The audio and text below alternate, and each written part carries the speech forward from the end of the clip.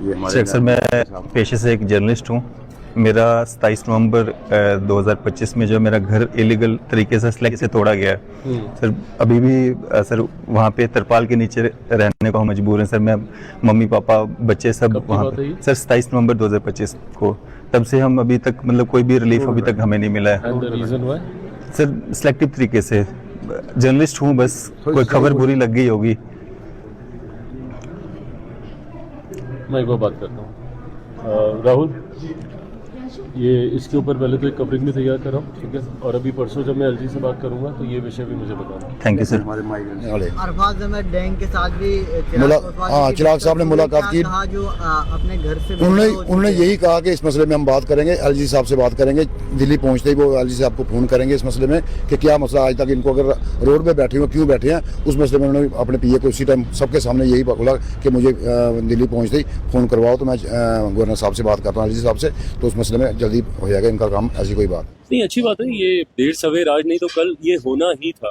पर मुझे लगता है कि आज की तारीख में पहले ये जिम्मेदारी तय होने की ज़रूरत थी कि कौन कारण रहा जिसकी वजह से राजद को एक ऐतिहासिक हार मिली है।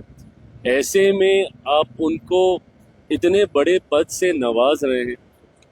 ये मैं मानता हूं कि भाई लालू जी के सुपुत्र हैं, तो आज नहीं तो कल उन्हीं के ही हाथ में पार्टी की कमान जानी थी। पर ये कमान तब जाती जब पार्टी का प्रदर्शन बेहतर रहता उनके नेतृत्व में। अगर पार्टी ने अच्छा प्रदर्शन किया होता तो स्वाभाविक था उनका इस जिम्मेदारी को लेना। पर जहां एक तरफ ऐसी ऐतिहासिक हार के बाद आप अपनी जिम्मेदारियों से भाग रहे हैं, लंबे समय तक आपने मीडिया का सामना नहीं किया, लोग कार्यकर्ता से आप मिले नहीं, और उसके बाद हार की वजह से आपको इतना बड़ा पद दे दिया जाए, जहां बाकी स्तर पर प्रदेश अध्यक्ष उनसे जवाब मांगे जा रहे हैं और यहाँ पर इनको इतना बड़ा पद दिया जा रहा है, तो ये दर्शाता है कि ये सिर्फ एक परिवार तक सीमित वाली एक पार्टी है। बिल्कुल हकीकत है। जिस तरीके से लालू जी के शासन में 90 का वो दशक हर व्यक्ति को याद है, और तब से जो पलायन शुरू हुआ, उसने जिस तरीके से बिहारियों को दूसरे राज्य में जाने के लिए मजबूर किया, ये परिस्थिति हम सब ने अनुभव की है।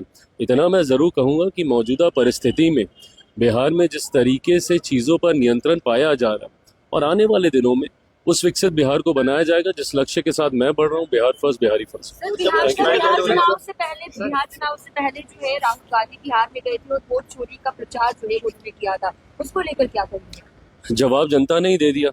यहाँ पे बात वोट चोरी की नहीं, जनाधार चोरी की है। राहुल जी और कांग्रेस का जनाधार चोरी हो चुका है। देखो, हम तो ये कोशिश यही हमारी थी कि जम्मू कश्मीर के साफ सुथरी नीति चाहिए, साफ सुथरा नेता चाहिए, बेदाग नेता चाहिए, बेईमान नहीं चाहिए। तो आपने देखा कि चिराग साहब के दिल में ऐसी कोई बात ही नहीं है। प्यार मोहब्बत वो बांट रहे हैं। जम्मू कश्मीर भी आए थे दौरे पे, तो उनका अपना कोई प्रॉब्लम था, लेकिन हमारे जो वर्कर थे उनमें जोश भरा उन्होंने कि शायद फरवरी में या मार्च में वो उनका प्रॉब्लम या जम्मू कश्मीर का उनकी चाहत भी बन चुकी है। तो आज जो लोगों पे जुल्म हो रहा है उस चीज़ पे भी हम थोड़ा फोकस करना चाहते हैं। आज बहुत से इशू थे कि जिसमें हमने डिस्कस चिराग साहब से की कि हमारे जो मसले हैं यहाँ जम्मू कश्मीर में क्या क्या हो रहा है, जो हमारी सुनाई नहीं हो रही है। आज एक तानाशाही सरकार यहाँ पे चल रही है जम्मू कश्मीर में, जो लोगों के काम नहीं कर रही है। तो हम इसी चीज़ पे उनके दिमाग में डाला हुआ है। उन्होंने बोला कि हम इस मसले में बात करेंगे। बहुत से इशू थे, उन्होंने बोला कि हम पीएम साहब से बातें करेंगे इस मसले में कि जम्मू कश्मीर के मसले को कैसे हल किया जाए।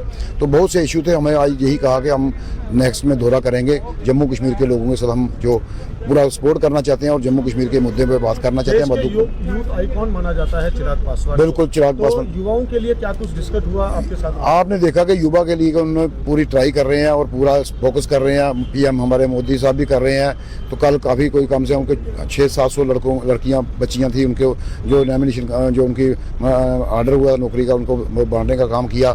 तो एक अच्छे काम कर रहे हैं। आज चिराग साहब की जिम्मेवारी लगाई थी, उनका अपना प्रोग्राम था, तो उसमें भी उन्होंने कटरा भी जाना था, कटरा से भी वहाँ वापस आए। तो आज उनकी वापसी हो गई है। तो नेक्स्ट में हमें लग रहा है कि जम्मू कश्मीर के लिए बहुत ही खुशियों के काम आने वाले। अरफाज अहमद डैंग के साथ भी चिराग साहब ने मुलाकात की। जो अपने घर से उन्होंने यही कहा कि इस मसले में हम बात करेंगे, एलजी साहब से बात करेंगे। दिल्ली पहुंचते ही वो एलजी साहब को फोन करेंगे इस मसले में कि क्या मसला आज तक इनको अगर रोड पे बैठे हुए क्यों बैठे हैं। उस मसले में उन्होंने अपने पीए को उसी टाइम सबके सामने यही बोला कि मुझे दिल्ली पहुंचते ही फ़ोन करवाओ। तो मैं गवर्नर साहब से बात करता हूँ, एलजी साहब से, तो उस मसले में जल्दी हो जाएगा इनका काम। ऐसी कोई बात नहीं है।